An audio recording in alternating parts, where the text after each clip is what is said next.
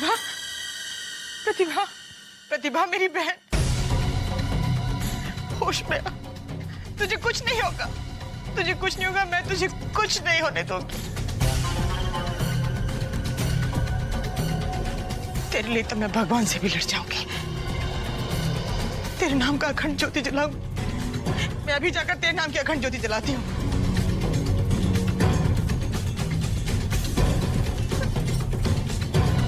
हरिकरण, देख तो सही बेटा, डॉक्टर क्यों नहीं आया?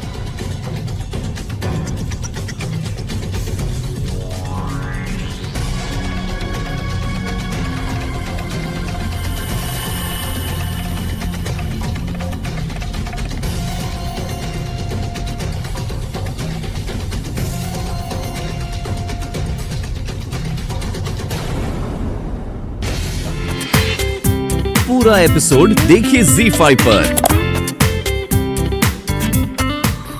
मैं बांधू अपनी प्यारी बहन के सर पर पट्टी? बंद करिए ये नाटक। आपका खेल खत्म हो गया है। तेरी भावना को, मेरी भावना को क्यों नहीं समझती तुम आभा?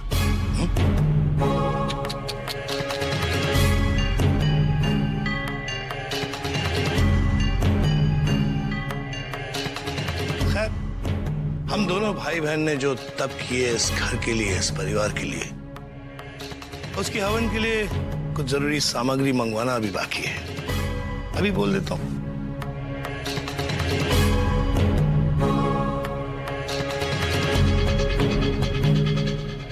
हाँ निखिल बेटा, रंजीत बोल रहा हूं। मेरी बात ध्यान से सुनो। वो जो वीडियो है ना तुम्हारे पास, तुम्हारा और कनिका का, अगर 10 मिनट में मैंने तुम्हें फोन नहीं किया, वो वीडियो तुम इंटरनेट पर डाल देना।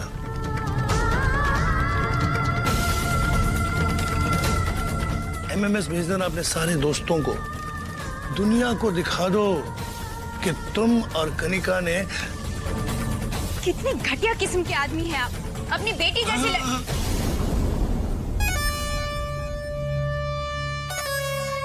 बेटी जैसी? बेटी तो नहीं है ना? देखो आबा, मेरा दिल पत्थर का नहीं है। मैं ये सब नहीं करना चाहता, लेकिन तुमने मुझे मजबूर कर दिया। अब मेरी बात ध्यान से सुनो। अगर तुमने और तुम्हारी सास ने किसी को भी सच बताने की कोशिश की, वो वीडियो सारी दुनिया को दिखाई जाएगी। कोई भी फैसला लेने से पहले ये बात जरूर याद रखना। फोन।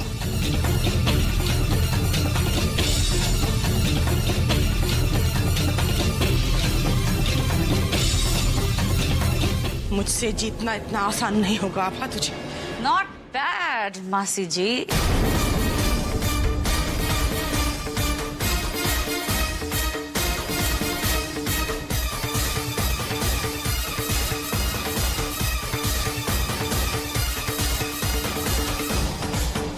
मैंने जितना सोचा था, आप तो उससे भी 10 कदम आगे निकली। बहुत बड़ी खिलाड़ी हैं आप। क्या बात है। अरे क्या कह रही हो बड़ी बहू? मैं तो...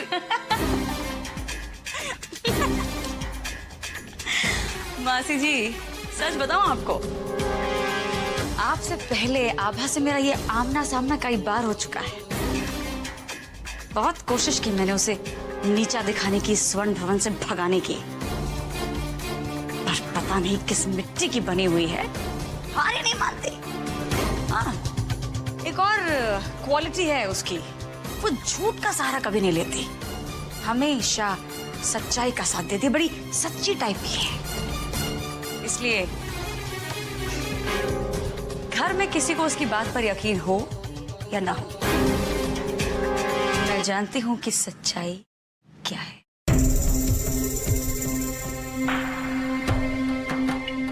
तुम आज तक आभा से जीत नहीं पाई ना? पता है क्यों?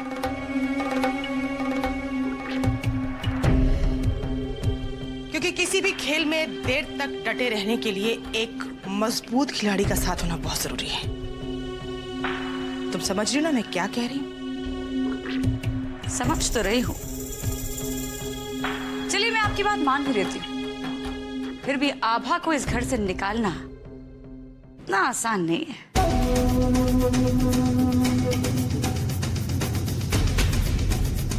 उसे तो इस घर से निकलना ही होगा। उसे मेरा कहना तो मानना ही होगा। इतना ज्यादा कॉन्फिडेंस? क्या मैं पूछ सकती हूँ किस बात का?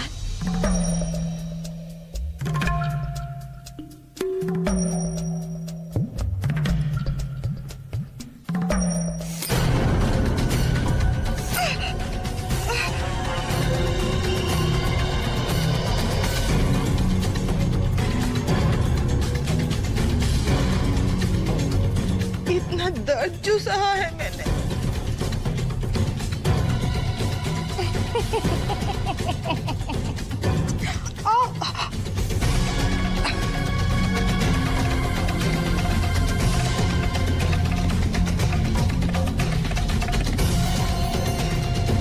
मेरी गलती नहीं है इसमें। मैं तो वहां था भी नहीं उस वक्त।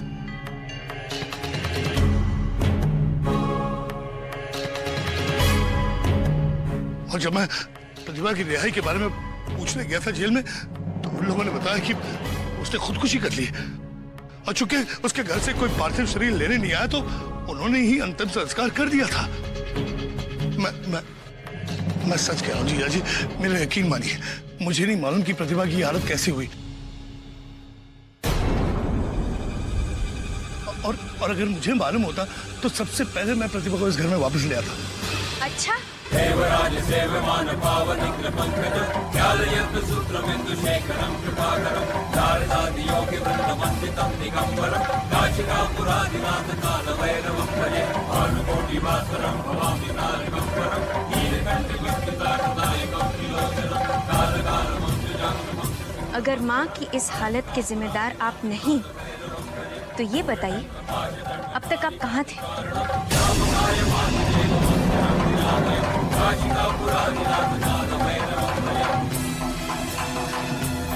वो मैं बेटा वो बताइए मामा जी, कहाँ थे आप? बेटा मैं अपने एक पुराने दोस्त के यहाँ गया था। बहुत सालों बाद मिला, इसलिए उसने कहा कि भाई मैं तुझे जाने नहीं दूंगा, तो मैं बस लेट हो गया। ओह, लगता है आपके दोस्त ने आपका स्वागत लाल टीके से नहीं, लाल मिर्ची से किया होगा, इसीलिए तो आपकी आंखें लाल हैं।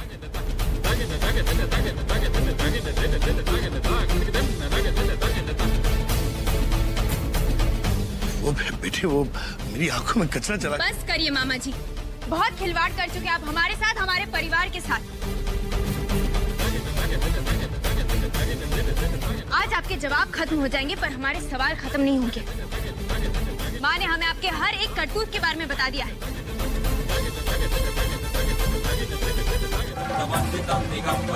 बस एक बार माँ को होश आ जाए, फिर आपका ये काला चेहरा सबके सामने आ जाएगा। बस बस आबा बस, इल्जाम पे इल्जाम लगाई जा रही है मुझ पर। झूठ की भी हद होती है। बिल्कुल,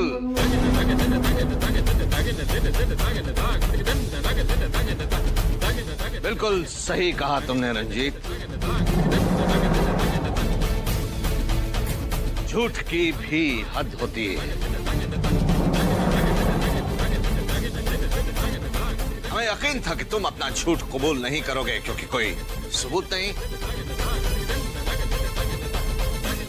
इसलिए हम तुम्हारे पापों का सबूत साथ में लेकर आए।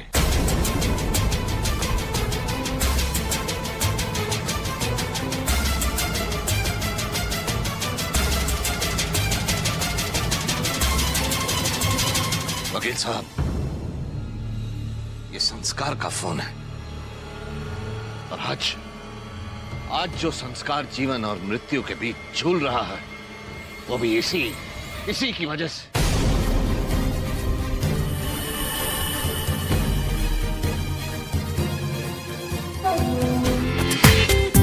पूरा एपिसोड देखिए ZEE5 पर।